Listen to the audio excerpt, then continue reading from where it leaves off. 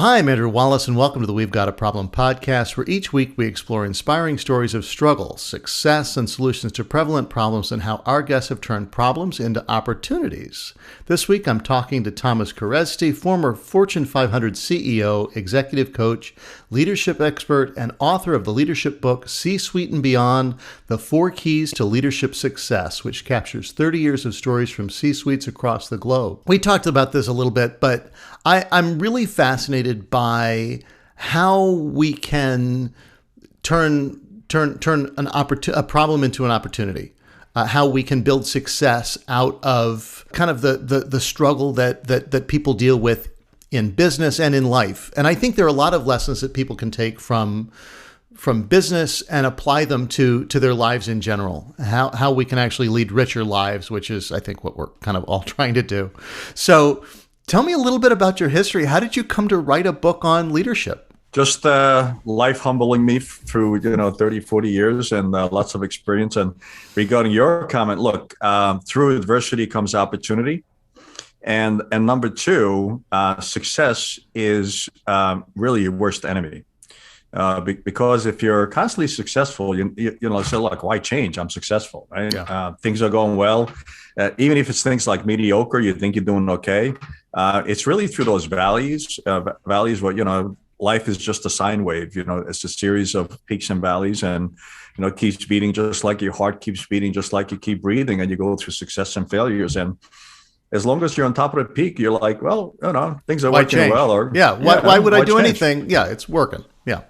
And then when you hit the valley, you go, oh crap! Now it's time to pivot. So my life's been a series of valleys and peaks, and it's every time I hit a valley, I was like, okay, well, let's look at this and let's see how we can do it different.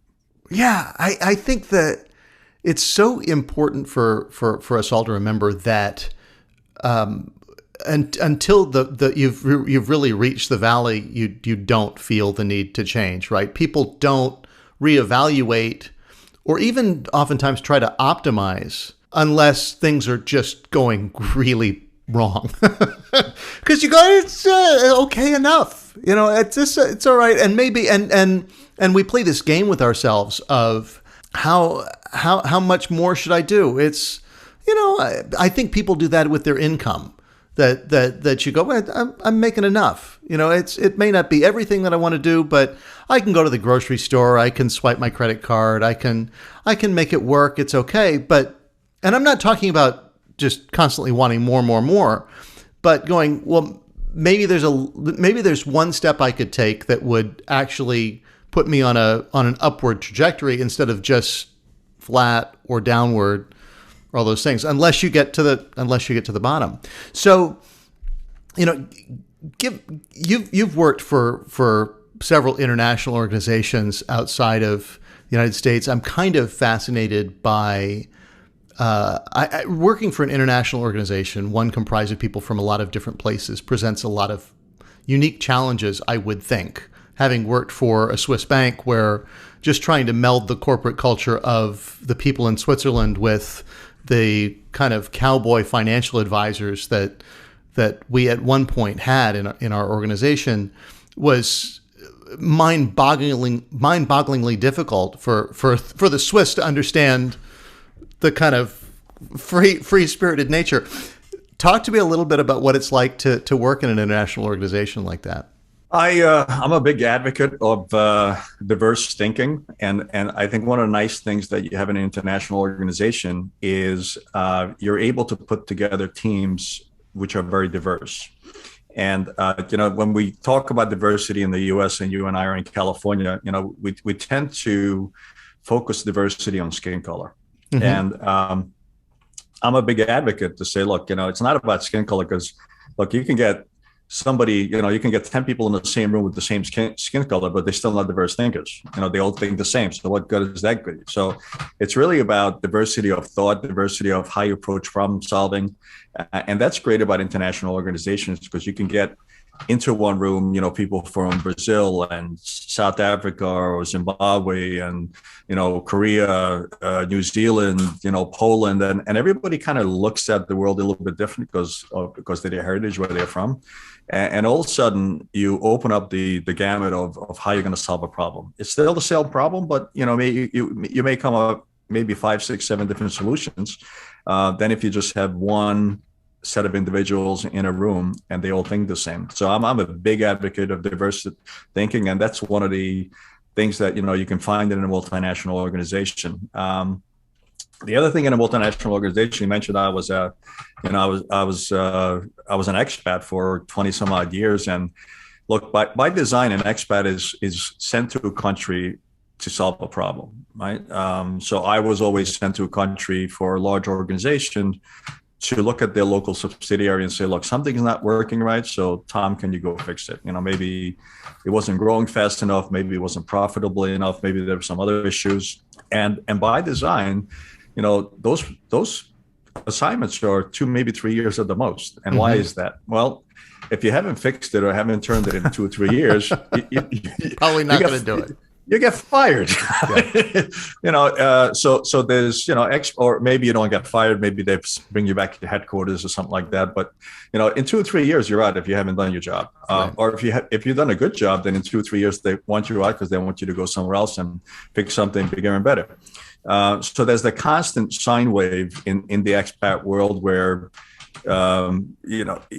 if I was in an assignment for 2, 3 years, I would go through like 2, 3 sets of friends because people are coming and people are going. It's a very transient community.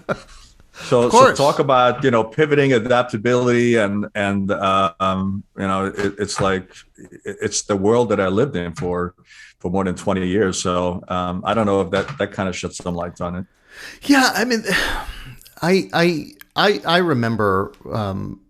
A little bit like I was saying that I worked for UBS, which is a Swiss bank, and we would oftentimes struggle to integrate the different perspectives that came in, right? And we valued it, of course, on a US based team to have people help us get insight into what the executives in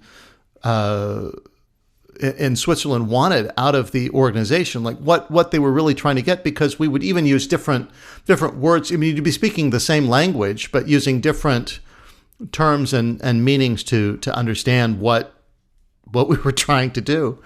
And just trying to integrate those different perspectives, wanting to, but also needing to go in a certain direction and having a mandate that sometimes disagreed with what you felt was the perspective that you were trying to get. You find yourself kind of at loggerheads. I mean, a little bit giving lip service to leadership development, things like that, as I felt that the organization at times did. And this is no real criticism of the organization, but rather just a statement of how at times it felt that they wanted people to advance. They wanted to develop leaders, but they kept just going through people instead of actually advancing them. I mean, that people kept, getting, I mean, it's like, well, you didn't achieve the results. Well, I didn't know what the results were that I was supposed to achieve. Nobody was ever clear with me on these things. And you'd try and just things wouldn't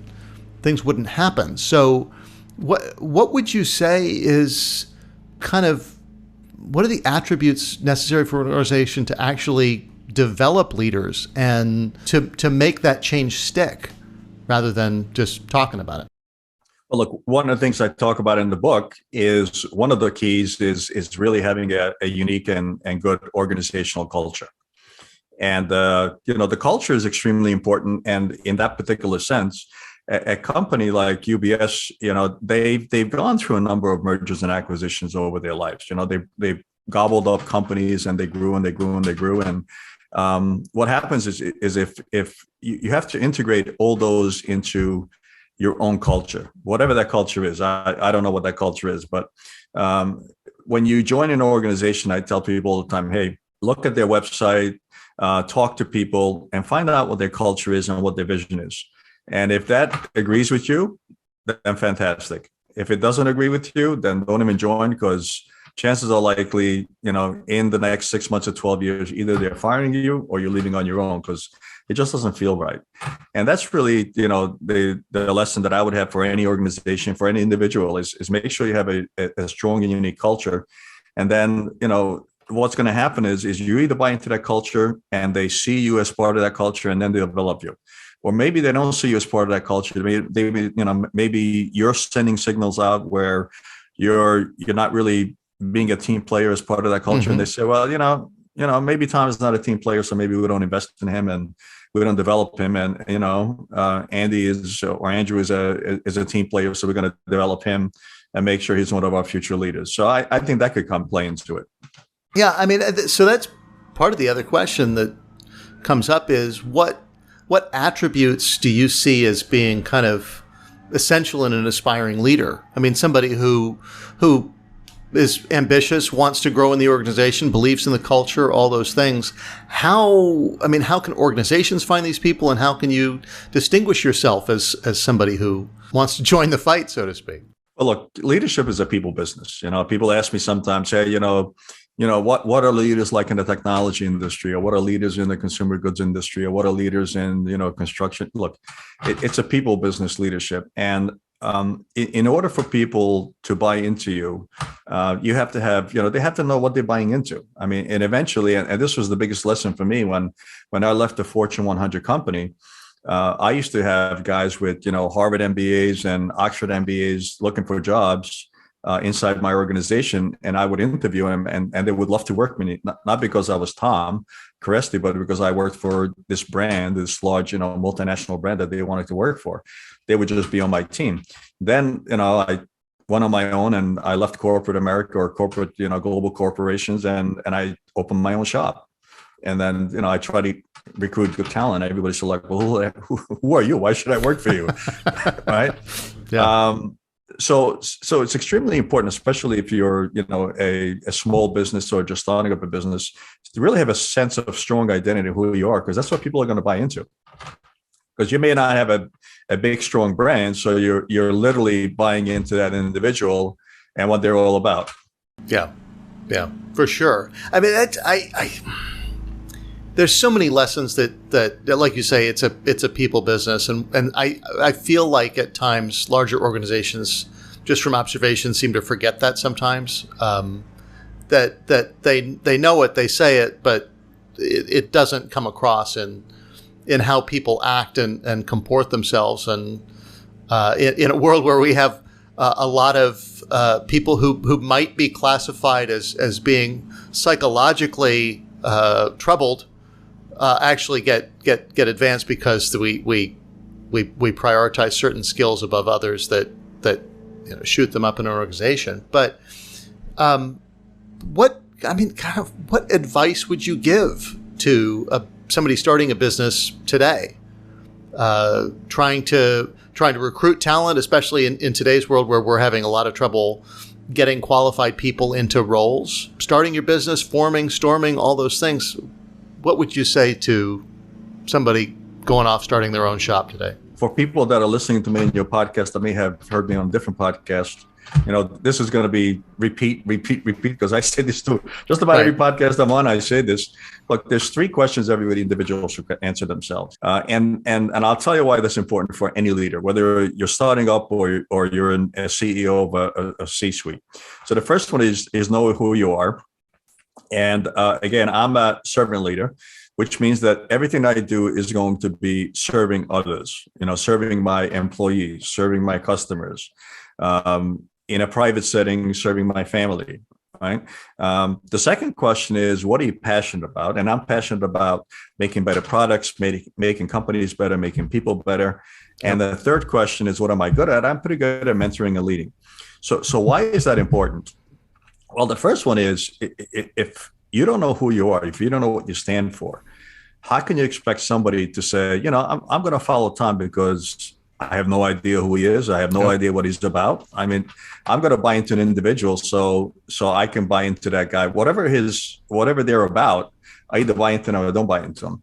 The second question is, what is Tom passionate about? If Tom is not passionate about that cause, why the heck should I be passionate about it? Right. right? I mean, I'm going to follow Tom's lead, and Tom is just like nonchalant or not so excited about whatever he's doing. Then I'm not going to be excited about that. And then third one is just, what are you good at? It's just like, look, if Tom is incompetent in something, why in God's name would I want to follow him? So, and by the way, incompetence is more forgiving than like if you don't know who you are, right? So if your character is not forgiving, your competence, you may have some leadway there, depending on what situation you're in. But that's a key for every individual, I think, because if you can honestly answer those three questions and live your life, then some people have jobs, some people have careers, and then some people get to live their calling. And if you have clarity on those three questions, then you have an answer to what your calling is, and you'll just be more successful. Yeah, no, for sure. I think that clarity is always the name of the game with so much of this stuff. Like you say, who are you? And getting clear, it's a step that so many people skip. Like, who are you? What are you passionate about? What are you good at? And I think people are at times maybe afraid of looking at some of those things, like, oh, I'm not good at anything, or man, I'm not this, I'm not that, I'm not this, and focus on perhaps the negatives and can't get clear on those things, and maybe they need some help. But being clear, getting clear, being laser focused on your personal mission, who you are, what matters, those kinds of things will pay dividends throughout your career in life, because it suddenly gives you a metric by which to evaluate an opportunity that comes along. You go, that is something I need to do, because that's all about me. That's where I can shine. I'm passionate about it, and all that stuff. And here's the good news. Everybody's good at something, right? Nobody's a total failure at everything. So just find out what you're good at. I mean, and then if you're good at it and you're passionate about it, I love to use my youngest daughter as an example. She went to Loyola Marymount, which is up on, your neck of the woods, and she was a theater major. Mm-hmm. And, she loved theater as a young kid, but then when she graduated, she just hated the whole, Hollywood industry. So she walked away from it. Right. But she had a creative skill set. Right. So she got into climbing mountains. She loved climbing mountains. She climbed Whitney and Rainier and basically the 6 tallest peaks. And she never had a good job. She had like all these sidekicks that she was doing. But she loved climbing mountains. She made lots of photographs, and she made a documentary, and before you know it, she's got like 20,000 followers on Instagram. Yep. And before you know it, Kodiak Cakes calls her and hires her to be their social media person, right? So now she's living the dream. She works for a company that she loves, which is they're I think the fastest growing pancake mix right now. They're passing what used to be Aunt Jemima, and now it's General Mills or something. Great, small company to work for. They love the outdoors. They have a lot of spokespeople that are, supporting, mountain climbing and all kinds of athletics. So she's in her sweet spot. She loves what she's doing. For many years, she was trying to figure out, what life is all about. And, she was holding a job in here and there. And, she was getting by. But now she's in her wheelhouse, and just she knows what she loves to do. She's very creative. She loves the mountains. She loves the outdoors. And now she's making a good living at it. So just look, stick to, for your audience, just stick to what you're passionate about, stick with what you love, what you're good at. And sooner or later, things will work out. Yeah. Well, I think kind of the next question then becomes, you're forming a business, you're doing something in life, and you butt up against failure, right? You don't get the success that you'd hope to get. You aren't able to do those things that you wanted to do yet, right? You've seen this a lot in your coaching clients, I'm sure, in the people that you work with in organizations. How do the best people deal with failure and success? Well, the best way to deal with failure is just to anticipate it. Just to say, look, failure is part of growing, and and I forgot who this psychologist was because I actually quoted in the book, but most people over exaggerate the consequence of failure. Right? They're basically say, oh my God, if I'm going to fail, what's going to happen? The world's going to end, I'm going to die, whatever. So look, don't over exaggerate the constant failure, because when you actually do fail, it's perfectly okay. You'll still get up in the morning. Your heart's still ticking. And then the most important thing about failure, however, is to learn what happened. Right? Yeah. If you don't learn from your experience, then it's just stuff that happens to you. But if you do fail, you say, okay, why did I fail? Right? And there's I think it was Thomas Edison or something. He was basically doing some experiments, and he almost blew up the lab. And I think it was like 1,000 experiments before he actually invented the light bulb or something. But he almost killed him and his partner by blowing up something in the lab. And his partner said, "Oh my God, you're crazy." And he went right to his notes and he said, "Okay, well, this is what happened on this this particular film." So he put it down in his notes, so he doesn't make the same mistakes. Let's not do that again. Yeah, let's not do it again.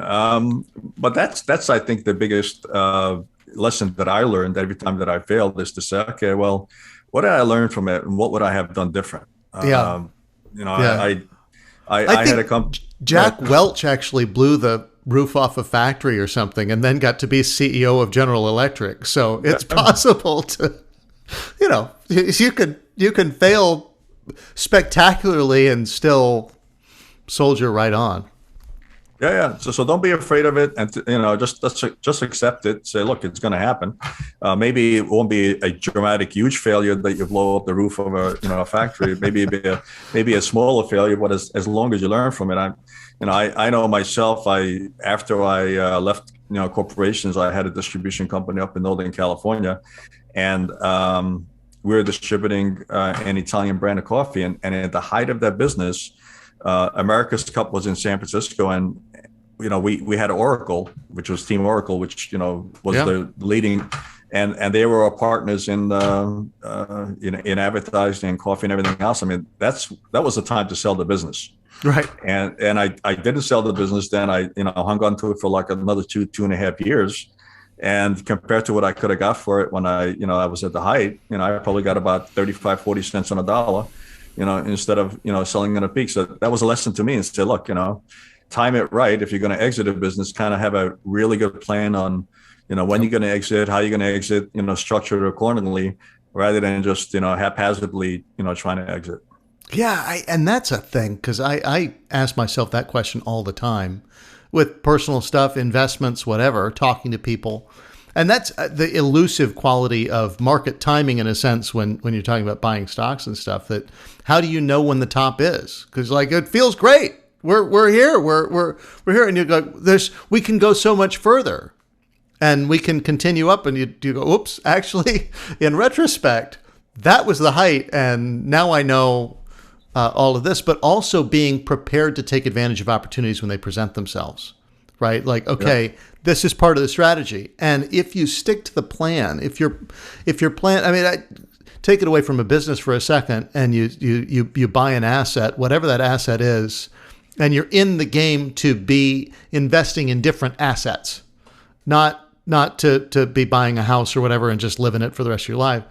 And you said, all right, if this gets to this value and it becomes a certain percentage of my portfolio, I'm going to cut that and bring it down so that I'm not overexposed to that asset. And you just get greedy. Yeah, don't get greedy. Thank you for turning my 18 sentences into. That's it. Don't get greedy, and that's hard.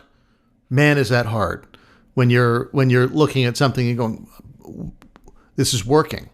We're going. I got something big here, and then to go, all right, we've hit our target. We've exceeded our target. Let's cut this off. Now, talking about those kinds of things, what would you say gets in the way of success? I mean, you work with a lot of different people, I know. Among your coaching clients, organizations you've been working with, What would you say is the number one thing that's getting in the way of people being successful? They don't think they have a problem. No, seriously. I early in my career, all of a sudden this, well, maybe it wasn't early, and probably I was about maybe 10, 15 years into my career, and somebody set up a meeting with me with an executive coach. And, obviously I didn't need it, but I didn't think I needed it. So, I have this meeting with the executive coach, and I'm like, yeah, I don't need you. I mean, why are you here? And, the most common mistake I see with, senior leaders, senior executives is they think they're perfect. They think they're, have all the answers, and they don't think they have any blind spots, and they don't think they need help. And look, that's why I love alcoholics, because they stand up and they go, hey, I got a problem. Right. I recognize I got a problem. I'm going to do something about it. And unless you recognize that you have a problem and you seek help, you can never fix it. And I think that's really what basically they get in their own way at that level is the problem. There's kind of a humbleness, humility, whatever you want to call it, that should be coming into play. That kind of knowing what you don't know and knowing that you don't know it. You talk about 4 pillars in your book, kind of the things that you work through with companies to help them develop leadership in their ranks: discovery, direction, growth, people. Can you talk to me a little bit more about why those 4 pillars are kind of so important? I just found that in my own experience, when those 4 pillars were present in my life, or my companies, things were working well, and one or more of those missing, things were not going so well. Mm-hmm. And then I kind of validated that with other larger good organizations and leaders. And I said, well, it's not just me. It's, in fact, we all have these in common. Look, if like I said, the first one was culture or character. I've never known a company that was successful long-term that didn't have a culture, mm-hmm. right? Which is the equivalent of an individual's character. I never knew a company that didn't have a clear vision statement, that was a simple and clear vision statement, that was successful. The just contrast, a couple I use all the time is Nike against Puma. Nike, Puma, both successful athletic companies, and Nike's vision statement is we unleash human potential, and Puma is we're the fastest brand on earth. And that kind of defines everything they do. Puma basically goes after endorsements like Usain Bolt, like Michael Schumacher, because those are fast folks. Nike goes after, different kind of athletes, because that vision kind of defines who they are. Microsoft's vision statement is very different than Apple's. Two great companies, but both are really easy to understand. Coca-Cola versus Pepsi. There's a reason why Coca-Cola is not in snacks. It's part of their vision statements. We refresh the world. So snacks are usually not refreshing. Pepsi is, basically has a very different angle on what their vision statement is. And it's something that, Dave Martin calls it a cathedral vision statement, which I think is a great, that definition. The people that designed and built the original European cathedrals, they knew that by the time the cathedral was finished, they're going to be well 6 foot under. It's going to far outlive them. So cathedral vision is your vision a cathedral vision? So that's extremely important. If you look at Kodak, for example, they lost their vision statement, and look where they are today. They used to be an imaging company, right? And if they just stuck with their vision of imaging with today's technology, who knows where they would be? But they kind of got away from their vision and totally went down a rabbit hole, and they're not on the map anymore, just simply because they lost their vision. The third one we call about is the third pillar is strategic growth, and where companies go wrong there usually is they get distracted with the latest shiny object.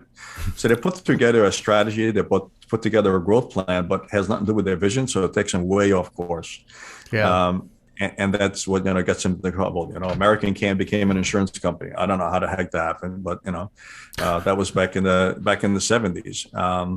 But again, if you have a strategy, by all means, you should be a growth strategy, because we're all trying to get better. We're all trying to be improving our lives. So you should be growing as an individual. You should be growing as a company.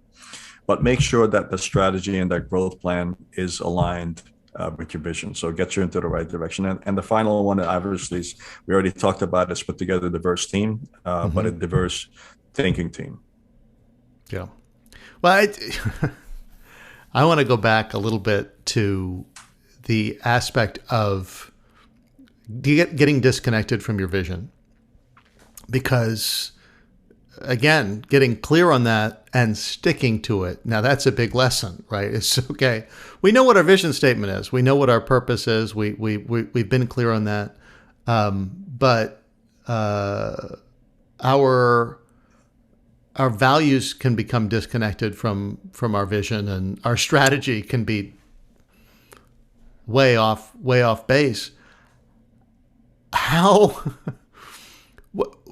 I'm almost fascinated by what the mindset is of people who decide they've got to move into a completely unrelated business that like you say, American Can became an insurance company.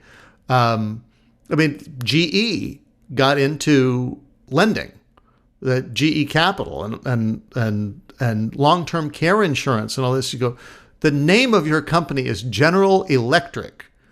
What does any of that have to do with all that? And I could say, okay, well, there's an ancillary business line here, and we're gonna lend on the purchases of our equipment. We're gonna finance those kinds of things like an automobile company does. But to get so far afield and disconnected, is it that people don't realize they're not expert in everything, or is it just that somebody sees, like you say, a shiny object and gets distracted? What's going on there? Well, I'd have to say it's leadership. Yeah. Right? I love Warren Buffett's quote. He said, "Look, I want to invest in companies that have strong brands, so any dummy can run it, because one day a dummy will run it." Right?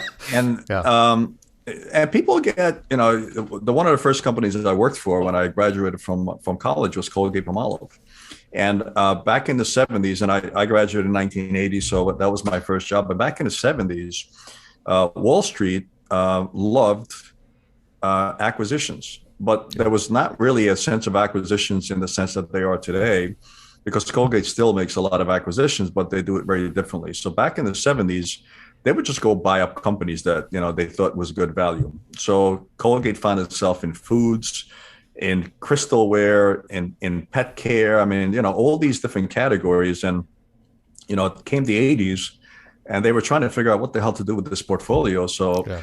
I was just fortunate enough to be on the team. They brought in this guy, C.K. Prahalad, who was really a smart guy. He came in, I think, from the University of Chicago or somewhere around there, and just a smart dude that worked with a lot of the Fortune 100 on strategy. And he basically said, look, you got to get rid of all this stuff that's not strategic for you. So look at yourself. What are your core brands? What are your core equities, you used to call them? And Colgate boiled it down to 4 core equities at the time, which was oral care, body care, household surface care, which was cleaning, and then detergents. And detergents, they pretty much divested over the years because it was not that important to them. And they kind of invested heavily in oral care. And within 10 years of that meeting, they became the number 1 oral care company in the world and made many acquisitions there. Right.